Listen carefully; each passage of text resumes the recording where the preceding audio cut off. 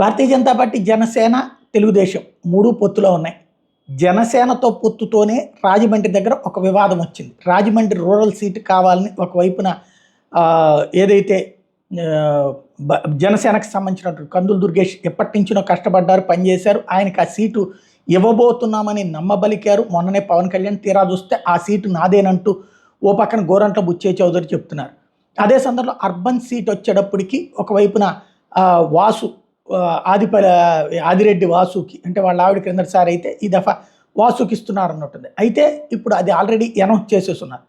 నేను అప్పుడే చెప్పా, ఆ సందర్భంలోనే అనౌన్స్మెంట్ అప్పుడే బీజేపీకి చెక్ పెడుతున్నారు, బీజేపీ కోరుకోబోయే సీట్లు ముందు అనౌన్స్ చేసేస్తున్నారు. ఇప్పుడు అదే వంక అయింది. ఇప్పుడు ఏంటి, భారతీయ జనతా పార్టీ ఆ సీట్ ఆశిస్తోంది, అర్బన్ సీట్. ఇంతకుముందు లాస్ట్ ఇప్పుడు 2014లో తెలుగుదేశం పార్టీతో పొత్తు సందర్భంగా ఆకుల సత్యనారాయణ పోటీ చేసి గెలిచారు ఎమ్మెల్యేగా. ఇప్పుడు సోము వీర్రాజుని రాజమండ్రి పార్లమెంట్కి కానీ రాజమండ్రి అర్బన్కి ఏదైతే ఎమ్మెల్యే క్యాండిడేట్గా కానీ పెట్టాలన్నటువంటిది భారతీయ జనతా పార్టీ అడుగుతోంది అన్నటువంటిది ప్రస్తుతం వినబడుతున్నది.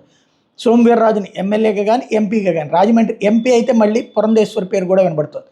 ఎమ్మెల్యేగా కనుక సోము వీర్రాజుకి ఇచ్చి ఎంపీగా పురంధేశ్వరికి ఇస్తే ఓకే. ప్రస్తుతం సోము వీర్రాజు పేరు రావడంతో ఇటు పక్కన కందులు దుర్గేష్కి రాజమండ్రి రూరల్ కావాలి, లేకపోతే అటు పక్కన సోము వీర్రాజుకి ఇది కావాలి. జనసేన, భారతీయ జనతా పార్టీకి ఇద్దరికి ఇవ్వడానికి తెలుగుదేశం పార్టీ సిద్ధంగా లేదు, కావాలని ముందే కథ నడిపేసింది. ఇప్పుడు ఈ కథలో మార్పులు ఉంటాయా, లేకపోతే తెలుగుదేశం చెప్పినట్టే పొత్తుల కథలు నడుస్తాయా చూడాలి.